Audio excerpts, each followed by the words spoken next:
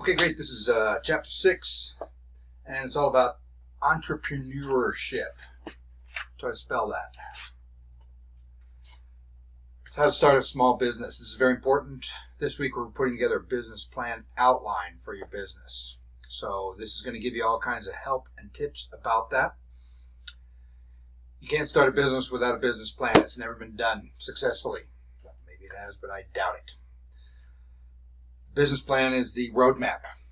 If you're taking a road trip and you had no map, where do you go? Where are you looking? What are you looking for? Just think of it as a roadmap. Roadmap tells you what's coming, how you're doing, where you're at. So there's a lot of risk in starting a business, and here's a couple of entrepreneurs. You'll see lots of stories of entrepreneurs throughout history that have started from nothing.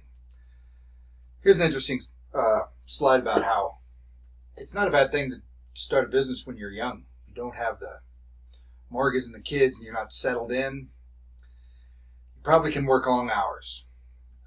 You haven't had a career yet. It's a great way to learn things. So starting that's pretty important.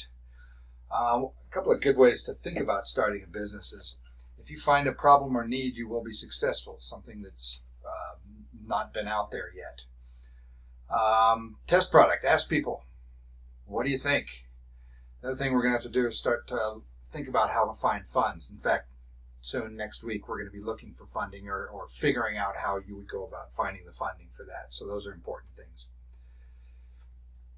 Intrapreneurs is a concept that good companies take on. A lot of good tech companies, Apple, Google, Facebook, I don't know about Facebook, Apple, Google, those guys put people in a room and say, okay, this is your business to create.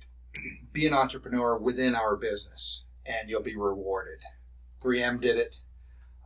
Companies that set up divisions. Again, Steve Jobs was famous at Apple, just putting a bunch of smart guys in a room and saying, here's a problem, go away, solve it. When you're done, come back and give us a result.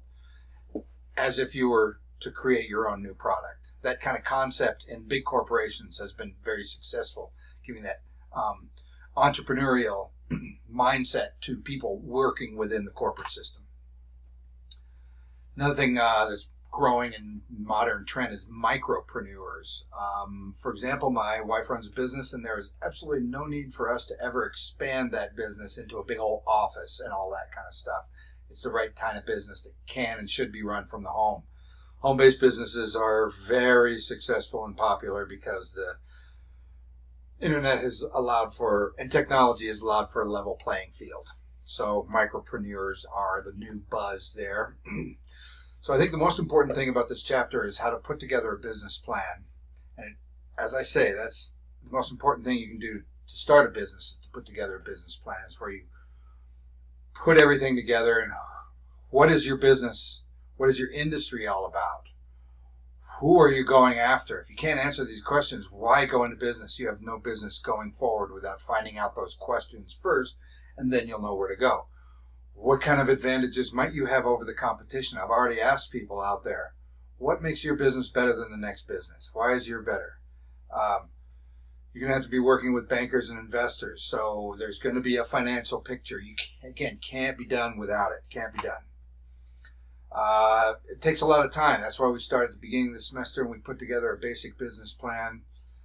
Again, the first part, I've always said, it's the most important half-page executive summary. Most important thing you'll write is the hook. It's the first thing that people read. It's getting that to somebody who's going to read it and continue to read.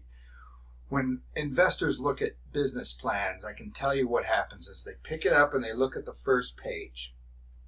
They might glance at the back where the bottom numbers are to see if there's profits, but basically they're looking at the front page, and if they don't like what they see on the front page, they throw it away. So a lot of times you don't get past that. You have to describe it in the executive summary. That's very important. Of course, other things to think about is financing your business. You're going to have to manage the capital and all that. You can find family businesses, you can sell stock, you can get government agencies. I've got a couple of good government agencies to reference here. And venture capitalists, people that want to invest in new businesses that just want to help you get started. Or there's Uncle Joe, the rich Uncle Fred out there who has something going on there. SBA, Small Business Administration, is a fantastic source for information, for sources, for microloans, for big loans, government loans, investments, complacency, pollution, all kinds of information. The SBA is designed to help small businesses grow. So it's there, it's your taxpayer dollars at work, there to help you develop your business. And it's good for America, it's good for all businesses, for small businesses to start. In the beginning of the chapter, they talk about how small businesses are the ones who, or maybe that's chapter 5, but they're the ones that add employment to a society. They're the job creators. You think big business is job creators, sort of. Small entrepreneurial startups are the real job creators in our society. Now we have other resources from SBA. SCORE is a new one, entrepreneurship. These are all links that go directly to that. I think there's links through the textbook. And you can find out information. You go into Small Business Administration, you can find out information, how to start businesses in your industry. You can even find sample business plans of your industry. Very valuable stuff. I think that's really important here. Lastly, here's a question I'm going to ask you to think about in your mind right now and answer this question. Can you think?